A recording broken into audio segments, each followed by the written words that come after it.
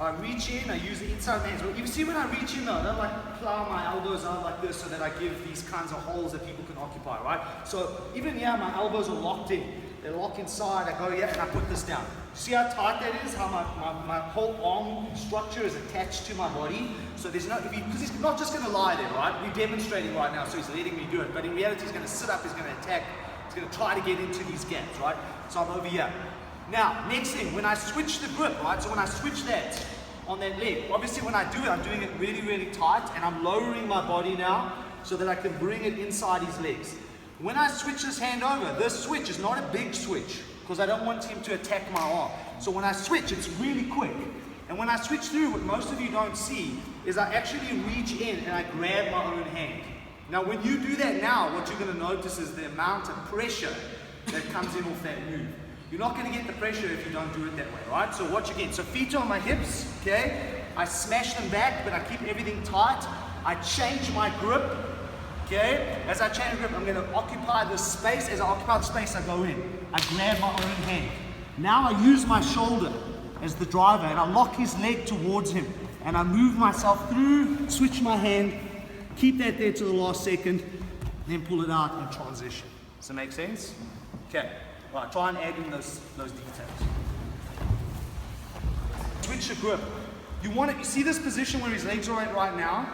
You want to try to, at least on the one side, kill out as much of his leg and his hip as possible. Okay, because if you don't do that, look at where the problem is.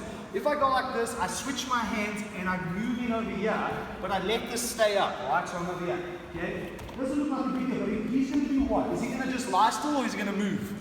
He's going to be moving, trying to get rid of me, right? He's going to try to kind of recapture that guard position if he can get it. So if I stay up here, and then Cal's going to give me some movement resistance to try to move away, watch what happens. It's kind of like this is a movement.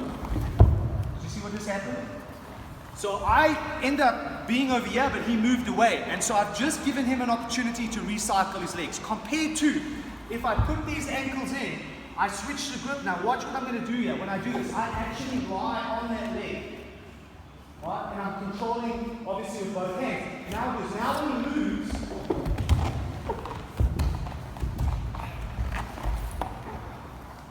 I'm able to stay with him. So I'm basically, this is why when you're doing submission wrestling, you're trying to smash out those hips, right? We call it a smash pass, because that's really what it is. You're smashing on the pass. Does that make sense? So there's a huge difference here between putting his ankles down, switching over, and then allowing this to be up when he moves, which gives him a chance to recycle, or I do the same thing, except change one thing and drop the hips down.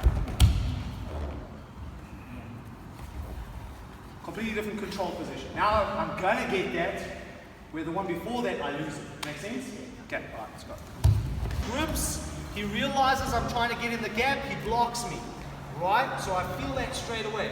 Everybody up to this point? Right. So I get to push his knee down, slide my hand through to control so that leg doesn't come and recycle back through. Right? So now I'm moving to the back.